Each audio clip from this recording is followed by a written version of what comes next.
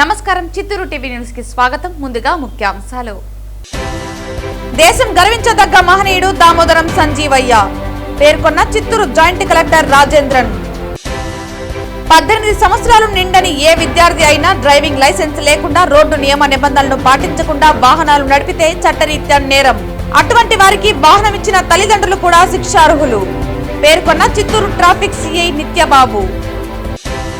కూటమి ప్రభుత్వం తరపున ఆంధ్రప్రదేశ్ అసెంబ్లీలో ఆర్థిక మంత్రి పయ్యావుల కేశవ్ ప్రవేశపెట్టిన బడ్జెట్ గొప్పలు చెప్పుకోవడానికి మరియు బడాయి మాటలు మాట్లాడుకోవడానికి ఉద్దేశించినదిగా కనిపిస్తోంది విమర్శించిన సిఐటియు రాష్ట్ర ఉపాధ్యక్షులు కందారపు మురళి. వార్తల్లోని వివరాలు. దేశం గర్వించదగ్గ మహనీయుడు దామోదరం సంజీవయ్య అని చిత్తూరు జిల్లా జాయింట్ కలెక్టర్ రాజేంద్రన్ పేర్కొన్నారు. శనివారం ఉదయం స్థానిక కలెక్టరేట్లోని సమావేశ మందిరంలో సాంఘిక సంక్షేమ శాఖ ఆధ్వర్యంలో ఆంధ్రప్రదేశ్ మాజీ ముఖ్యమంత్రి దామోదరం సంజీవయ్య గారి 105వ జయంతి సందర్భంగా ఏర్పాటు చేసిన కార్యక్రమంలో joint collector Rajendran, DRO Mohan Kumar, SC Mala corporation director Ponnam Yugandhar తదితరులు పాల్గొని మాజీ ముఖ్యమంత్రి కీర్తిశేషులు దామోదర్ సంజీవయ్య చిత్రపటానికి పూలమాలలు వేసి నివాళులర్పించారు.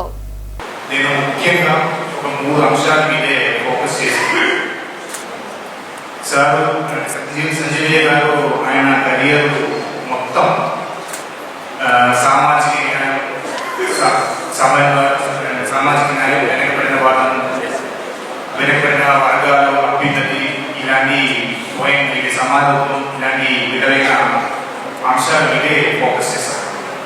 దాంట్లో కెరియర్ మన ఆంధ్రప్రదేశ్ చీఫ్ మినిస్టర్గా చేసినప్పుడు, తర్వాత కేంద్ర మంత్రిగా చేసినప్పుడు కూడా మొత్తం ఆయన కెరియర్లో ఈ 3 పాయింట్స్ మీద, ఈ 3 వాల్యూస్ మీద మొత్తం త్రూఅవుట్ ఫోకస్ చేశారు. దాంట్లో ఫస్ట్ వన్ అంటే నాకు అనిపిస్తుంది ల్యాండ్ సీలింగ్ యాక్ట్. మనం 1960s గురించి మాట్లాడితే అప్పుడు ఆ టైంలో ఈ వెనకబడిన ఈ మన పేదవాళ్ళకు అందరూ చూసుకుంటే మేజర్గా వాళ్ళకు సామాజిక న్యాయం కల్పించాలంటే కావాల్సినది ఆర్థిక భద్రత. ఒకరికి ఆర్థిక భద్రత ఆ టైంలో కావాలంటే మనకు కావాల్సింది భూమి. ఇది అర్థం చేసుకున్న సంజీవయ్య గారు ఫస్ట్ చేసినది ల్యాండ్ సీలింగ్ యాక్ట్ తీసుకొచ్చారు. ఈ ల్యాండ్ సీలింగ్ యాక్ట్ని మనం ఇలా మాట్లాడినప్పుడు దానికి ఇంపార్టెన్స్ మనం అర్థం చేసుకోవాలి. ఆ టైంలో భూమి యజమానులు ఉండే ల్యాండ్ లోడ్స్ మొత్తం భూమి వాళ్ళ దగ్గరే ఉన్నాయి. అక్కడ నుంచి చట్ట ప్రకారం వాళ్ళ దగ్గర నుంచి భూమిని తీసుకొని పేదవాళ్ళందరూ భూ పంపిణీ ద్వారా భూమి డిస్ట్రిబ్యూట్ చేస్తారు. మన తరఫు నుంచి సపోర్ట్ ఇవ్వాలి, ఆర్థిక భద్రత మనకు కల్పించాలని అనుకుని అప్పుడు 1960s ఆ టైంలో సంజీవయ్య గారు పెన్షన్ డిస్ట్రిబ్యూషన్ తీసుకొచ్చారు విధవాళ్ళకు మరియు వృద్ధులకు. మొదటిసారి మన భారతదేశాల్లో కూడా మొదటిసారి ఒక పెన్షన్ పంపిణీ కార్యక్రమం తీసుకొచ్చారు. ఇండస్ట్రియల్ అంటే వాళ్ళకు బోనస్, కంపల్సరీ బోనస్ సిస్టమ్ అని ఒకటి తీసుకొచ్చారు. ఇప్పుడు మనకి దానికి ఇంపార్టెన్స్ మనకి ఇప్పుడు మనకు అర్థం అవుతుంది. ఎందుకంటే ఇప్పుడు చాలా లేబర్ ఫోమ్స్ అన్నీ జరిగినాయి. బట్ ఆ టైంలో ఒక లేబర్ ఫోమ్ తీసుకొచ్చి ఇప్పుడు వరకు మన దేశంలో జరిగిన లేబర్ ఫోమ్స్ మొత్తం ఒక ఫౌండేషన్ వేసేది కూడా మన సంజీవయ్య గారు. 18 సంవత్సరాలు నిండని ఏ విద్యార్థి అయినా డ్రైవింగ్ లైసెన్స్ లేకుండా రోడ్డు నియమ నిబంధనలను పాటించకుండా వాహనాలు నడిపితే చట్టరీత్యా నేరమని, అటువంటి వారికి వాహనం ఇచ్చిన తల్లిదండ్రులు కూడా శిక్షార్హులని చిత్తూరు ట్రాఫిక్ సిఐ నిత్యబాబు విద్యార్థులకు వివరించారు.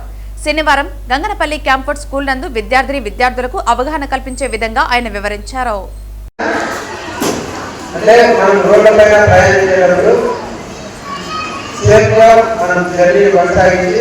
మన యొక్క డెస్టినేషన్ ఏదైతే దానికి చేరుకోవడం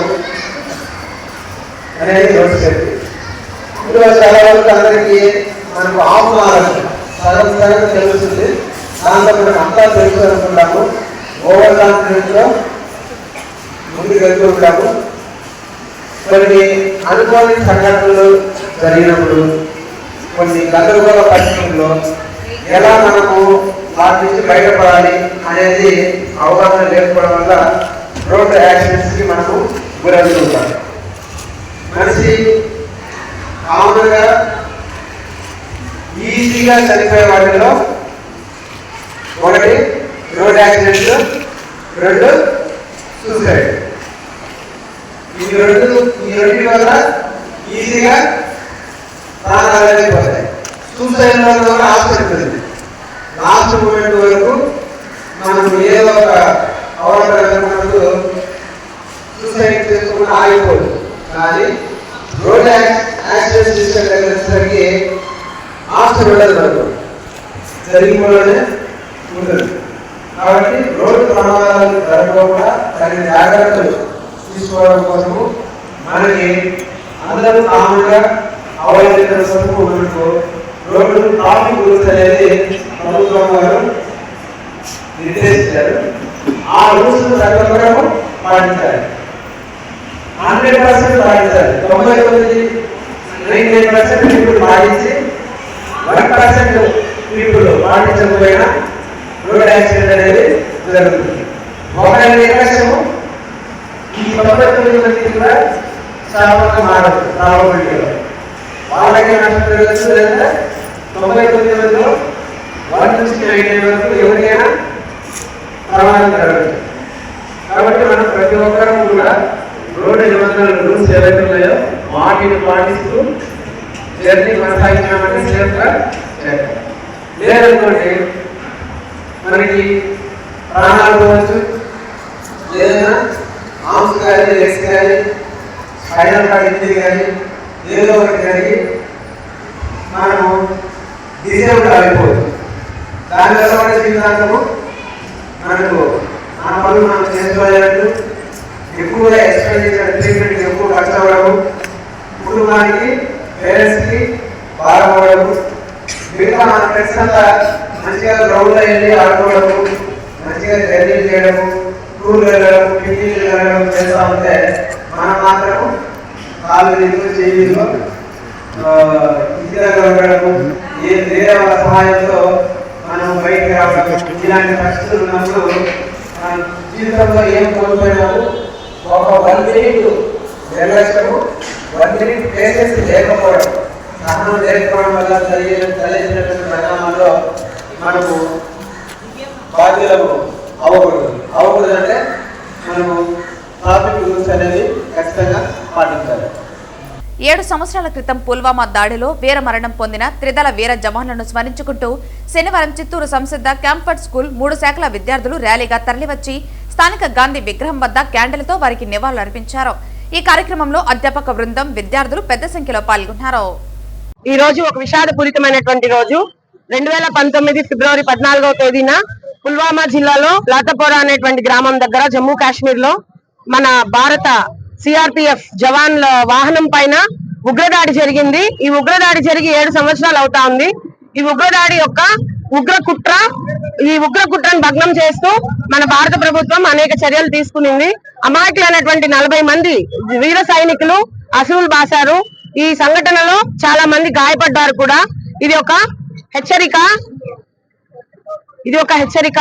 ఇది పిల్లలలో, మన ప్రజలలో ఒక ముందు కనువిప్పు తీసుకురావాలి.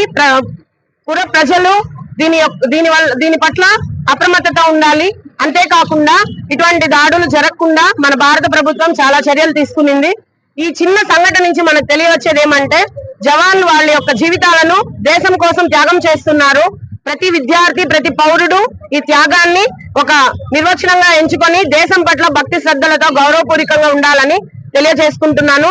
ఈ సందర్భంలో మా యొక్క చిన్న నివాళి, వీర జవాన్లకు మా యొక్క చిన్న నివాళి. మా Principal sir, teachers and my dear friends. Myself, I am Mokshita and I am from Samsid Camford School. Today we gathered here to remember our soldiers who sacrificed their lives in the Pulwama attack. Their courage teaches us the true meaning of patriotism and bravery.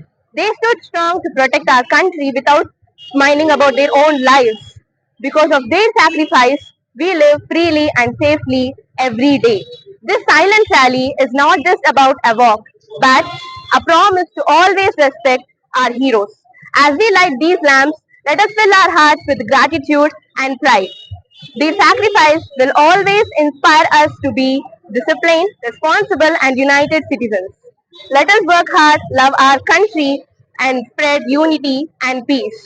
The bravery of our soldiers will always guide and inspire us. Thank you. Jai Hind. Palamaneru YCP కార్యాలయంలో నిన్న జరిగిన media సమావేశంలో TDP నాయకులపై చేసిన ఆరోపణలను ఖండిస్తూ శనివారం రోజున టీడీపీ నాయకులు ప్రెస్ మీట్ నిర్వహించారు. వైసీపీ వాళ్ళు చేసిన ఆరోపణలను తిప్పికొడుతూ అక్రమాలకు పాల్పడింది వైసీపీ నాయకులేనని పలు ఆధారాలను మీడియా ముందు ఉంచారు. అక్రమాలన్నీ మీరు చేసి మాపై బురద జల్లడం సరికాదని టీడీపీ నాయకులు మాట్లాడారు. మీ అక్రమ కేసులు హౌస్ అరెస్టులు ఇవన్నీ కూడా చూసి ప్రజలు విసిగి వేసారిపోయినారు. ఈ రోజు కూటమి ప్రభుత్వం ప్రజలంతా పచ్చగా ఉన్నారు. అభివృద్ధి మీరు నాశనం చేసే రాష్ట్రాన్ని ఈ రోజు ముఖ్యమంత్రి గారు కావచ్చు, ఉప ముఖ్యమంత్రి అంతా కూడా గాడిని పెడతా ఉన్నారు. అది చూసి ఓర్చుకోలేకుండా మీరు కళ్ళు ఏదో పచ్చకాంబరిలో వచ్చిన లోకం అంతా పచ్చగా కనిపిస్తున్నారు. ఆ విధంగా మీరు కూడా ఈరోజు ప్రవహిస్తున్నారు. ఫస్ట్ బుద్ధి మార్చుకోండి. పలమనేరు ప్రశాంతత మారు పెరిగి ఏదైతే ఉందో లేనిపోని ఆరోపణలు చేయకుండా అభివృద్ధి చేస్తాం. మీ వల్ల అయితే సహకరించండి. అది ఎటు మీకు చేత కాదు. కొంచెం ఇంకా మాకు 20 నెలలు అయింది, అది ఇంకా 40 నెలలు ఉంది. అభివృద్ధి అంటే చేసి చూపిస్తాము. పలమనేరు నియోజకవర్గం ప్రత్యేక స్థానం నిలిపే కూడా గౌరవ శాసనసభ్యులు గారు సిద్ధంగా ఉన్నారు. ఇంకా మీటన మీరు నిరాధన ఆరోపణలు మానుకొని వ్యక్తిగత బేసిసాలకు పోకుండా ఉంటే మంచిది. లేదంటే మీరు చెప్తాను కదా మా కలేజా ఉంది, ఇది ఉంది, అది ఉంది. స్థానిక ఎన్నికనే మీ కలేజా, మీ దమ్ము ధైర్యం అంతా ప్రజలు చూసేస్తున్నారు. రెండోది, ఈ రోజు ఆ పార్టీలో కూడా కొంతమంది ఒక 2 వ్యక్తులు రెచ్చగొట్టి మరీ లేనిపోయిన వాళ్ళ దగ్గర అంతా కూడా మాట్లాడచ్చు. ఒకే 2 వ్యక్తులు, ఒక ఆయన కణం కింద వచ్చినాడు, ఒక ఆయన ఇక్కడ ఉన్నాడు. ఇంతకుముందు చెప్తున్నారు శకుని అట్లా వాళ్ళు. ఇవంతా పక్కన పెట్టేసి స్థానిక సంస్థలు వస్తాయి. మీలాగా మేమేమి ఏకపక్షంలో చేసుకోము. ప్రజా పోరాటంలో ప్రజాక్షేత్రంలోనే పోరాడతాము. దానికి మీరు సిద్ధంగా ఉండండి, మేము సిద్ధంగా ఉండండి. మేమేం మీలాగా పేపర్లు పెరిగేసి ఎలకలు ఎత్తుకుపోయినా మేము ఆ విధంగా రాము. ఆ సంస్కృతి మాది కాదు. నీట్గా ప్రజల్లోకి వచ్చి తేల్చుకుంటాం. మంచి చేస్తే మేము అడుగుతాం, మీరు అడుగుతాము. ఇప్పటికి మీరు పక్కన పెడితే కూడా బండకే సాగు బాధ్యత కూడా మీకు ఇంకా బుద్ధి రాలేదు. ఇంకా బుద్ధి తెచ్చుకోండి దయచేసి.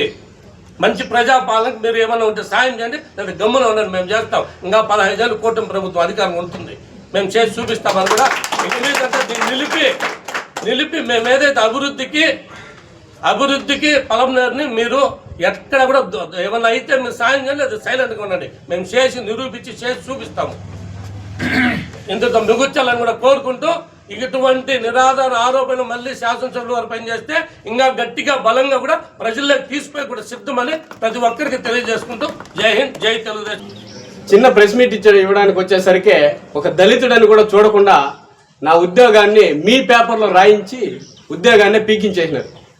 మీరు దళితుల గురించి, మన సామాజిక వర్గం గురించి మాట్లాడుతున్నారు. అంతేకాకుండా కలగటూరు, కీలపట్ల, కల్లుపల్లి పంచాయతీల్లో అభివృద్ధి కార్యక్రమాలు జరగనేకుండా జలజీవన్ మిషన్ పనులు కూడా మీరే ఆపించినారని కూడా అందరికీ తెలుసు. మీ నాయకులు మీరు ఈ విధంగా అభివృద్ధిని అడ్డుకుంటూ మీరు మళ్ళీ ప్రెస్ ముందరకు వచ్చి మేమేమో చేసినామని గొప్పలు చెప్పుకోవడం చాలా హాస్యాస్పదంగా ఉంది. మీరు చాలా పెద్ద రాజకీయ నాయకులు, మిమ్మల్ని విమర్శించే స్థాయి కూడా నాకు లేదు. మీరు కానీ మీ నాయకులు కానీ దయచేసి ప్రెస్ మీట్ ఇచ్చే ముందు వాస్తవాలు తెలుసుకొని మాట్లాడాలని తెలియజేసుకుంటూ సెలవు తీసుకుంటాం. నిన్న మా అన్నగారు, మేము గుబ్బిల్లి కోట అంటేనే పలమనేరులో ఏమినే తెలుసు, మేమందరూ కలిసికట్టుగానే ఉన్నాము, రాబోయే భవిష్యత్తులో కూడా కలిసికట్టుగానే ఉంటాము. కాబట్టి దయచేసి మీరు వేరే రకంగా అనుకోవద్దని అన్నయ్య. ఎప్పుడూ మనమందరూ కలిసే ఉన్నాము. మీరు అభివృద్ధి చేశామంటారు కదా, అభివృద్ధి చేసింటే పలమనేరులో భారీ మెజార్టీ చూపించింది గుబ్బిల్లి కోటకు పోతే.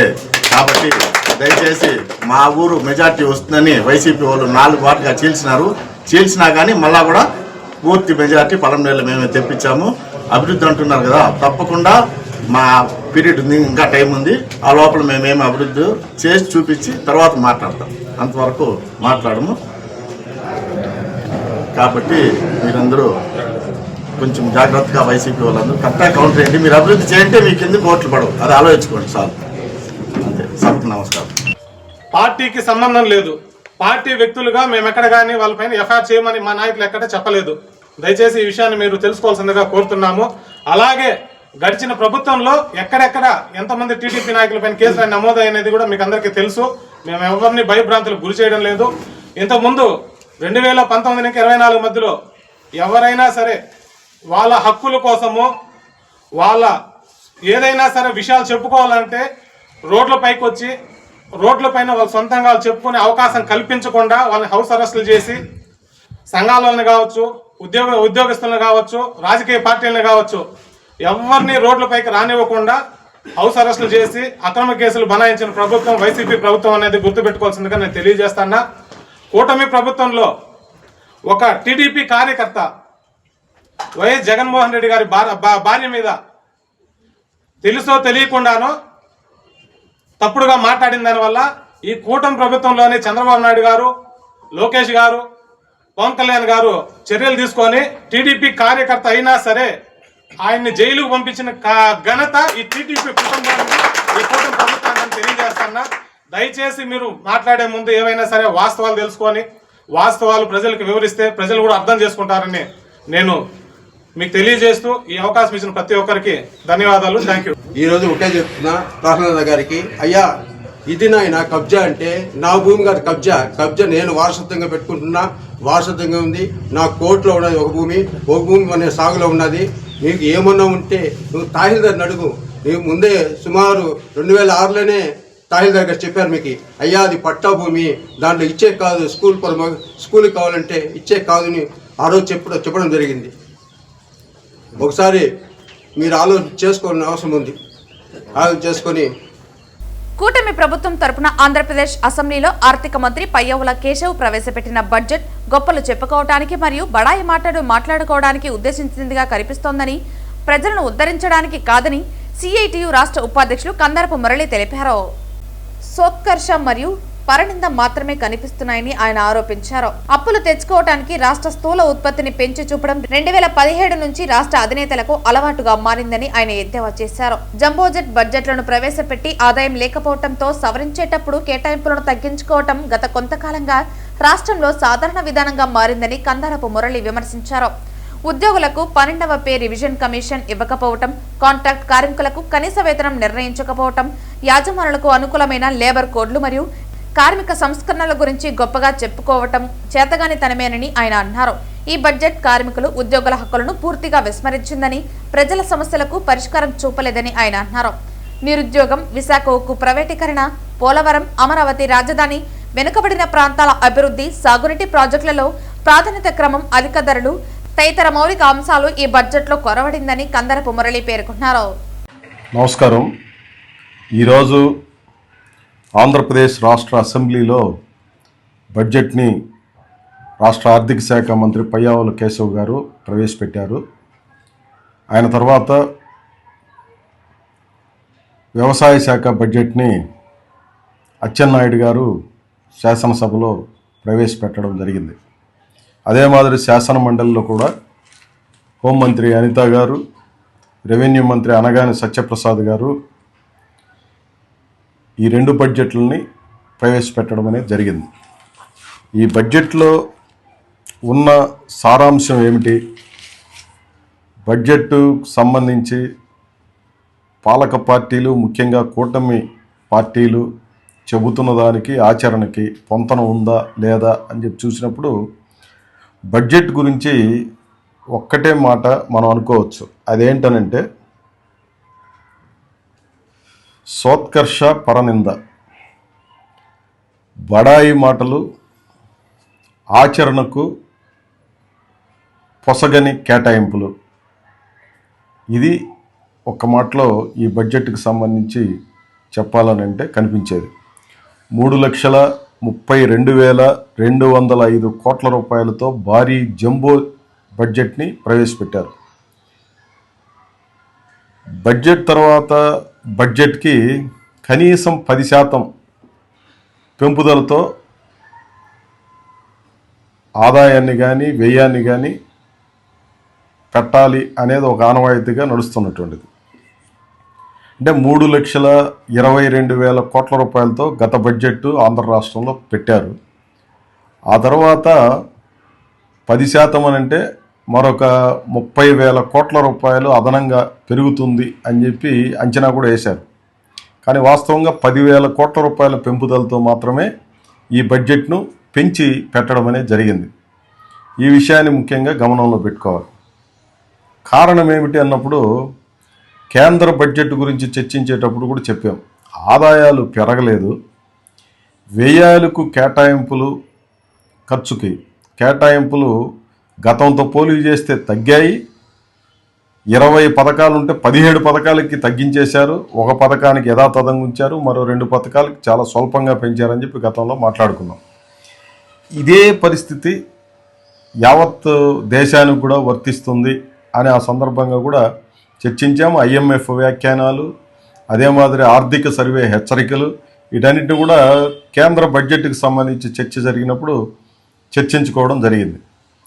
పూర్తిగా దేశానికి లోబడి పరిస్థితులు రాష్ట్రాల్లో ఉంటాయి, దాంట్లో ఏమాత్రం మినహాయింపు లేదు. 2,32,000 కోట్ల రూపాయల కత్తిరింపులు జరిగాయి దేశంలో రాష్ట్రాలకి రావాల్సిన వాటాల నుంచి. ఈ విషయాన్ని కూడా గతంలో చర్చించుకున్నాం. ప్రతి శనివారం ఉదయం తిరుపతి పురవీధులు గోవింద నామాలతో మారుమోగుతున్నాయి.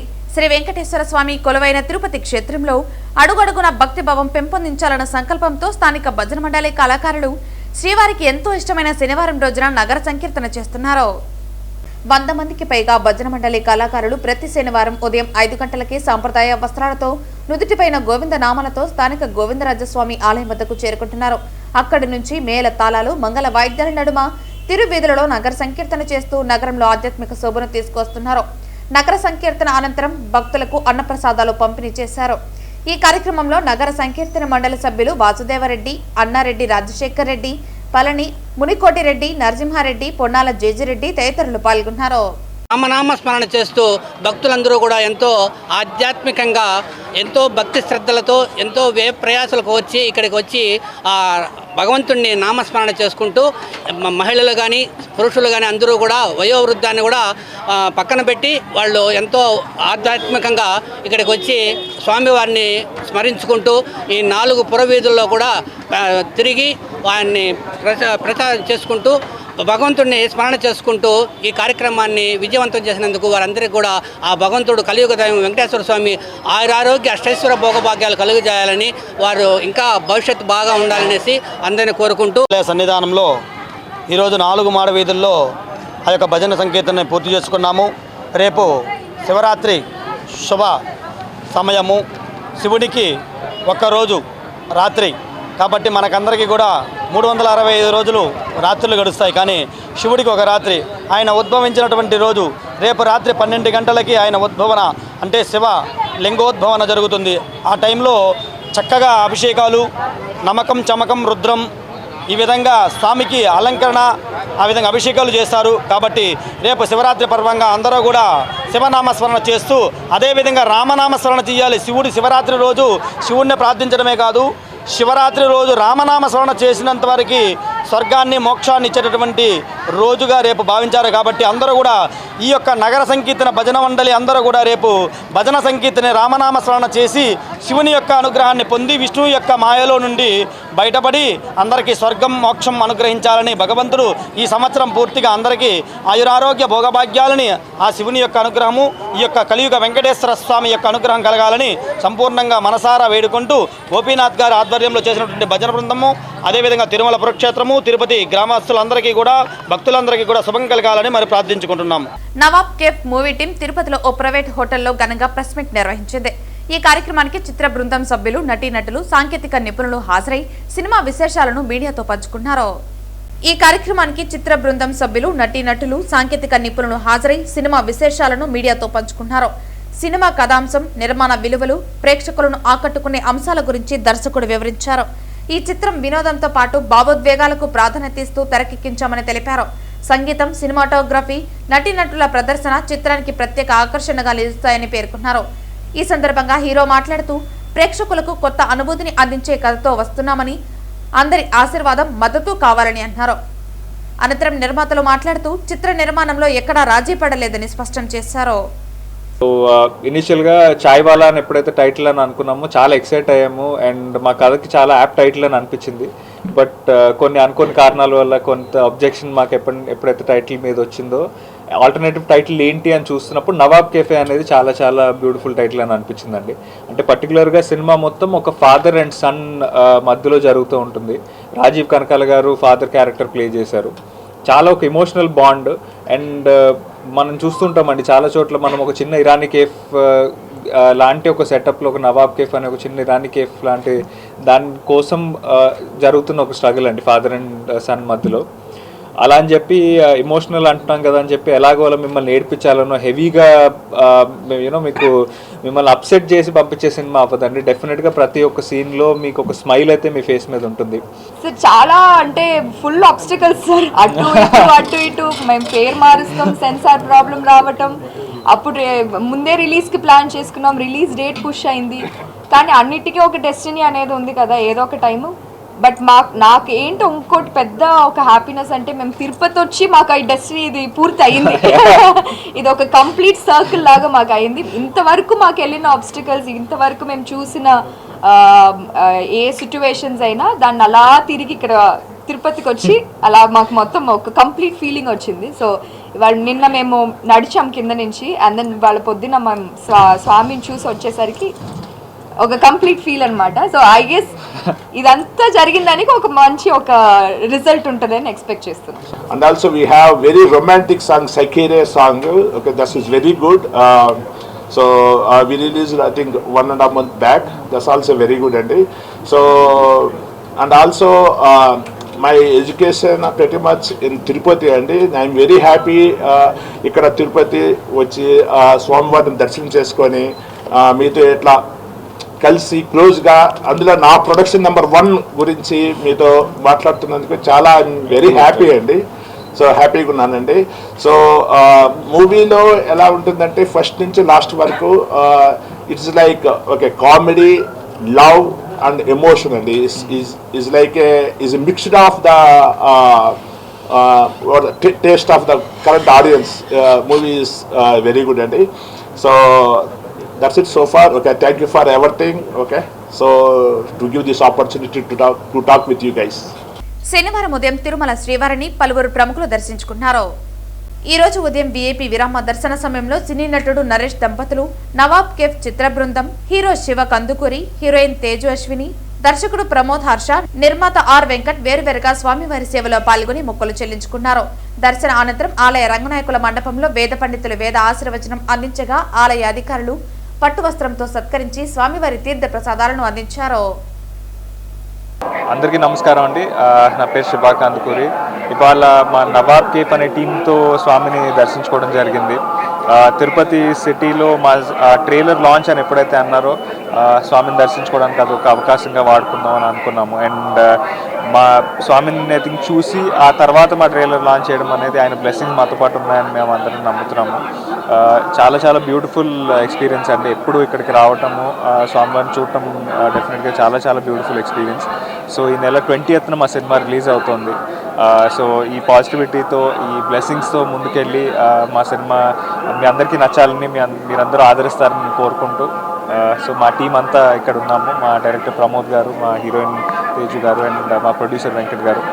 సో ఇవాళ మధ్యాహ్నం 3 o'clockకి తిరుపతిలో మా కాలేజ్లో, మేము మెడ్జీ కాలేజ్లో ట్రైలర్ లాంచ్ చేస్తున్నాము. సో ట్రైలర్ కూడా మీ అందరికీ నచ్చాలని మనస్ఫూర్తిగా కోరుకుంటున్నాం. Thank you. అందరికి నమస్కారం. నా పేరు తేజు అశ్విని. వాళ్ళ స్వామివారి దర్శనం జరిగింది, అన్నీ సక్సెస్ఫుల్గా, హ్యాపీగా, స్మూత్గా జరిగింది. సో ఆ మూవీ కూడా అలాగ ఉంటుందని ఎక్స్పెక్ట్ చేస్తున్నాం. ట్రైలర్ లాంచ్ ఇవాళ అవుతుంది కాలేజ్లో. అండ్ తిరుపతిలో జరిగేది మాకు చాలా చాలా స్పెషల్. స్వామివారి బ్లెస్సింగ్ మాకు డైరెక్ట్గా వస్తుందని అనిపిస్తుంది. సో మీరు అందరూ చూడండి. Feb 20th సినిమా వస్తుంది. ప్లీజ్ చూడండి, చెప్పండి ఎలా ఉంది. ఇవాళ మేము స్వామివారిని దర్శించుకున్నాం. చాలా పాజిటివ్గా ఉంది. అండ్ మేము 3 o'clockకి మెడ్జీ కాలేజ్లో ట్రైలర్ని లాంచ్ చేస్తున్నాం. సో స్వామివారి సపోర్ట్, మీ సపోర్ట్ అన్నిటితో బాగుండాలని కోరుకుంటున్నాను. Thank you. Venkat Papadip and I am co-producer.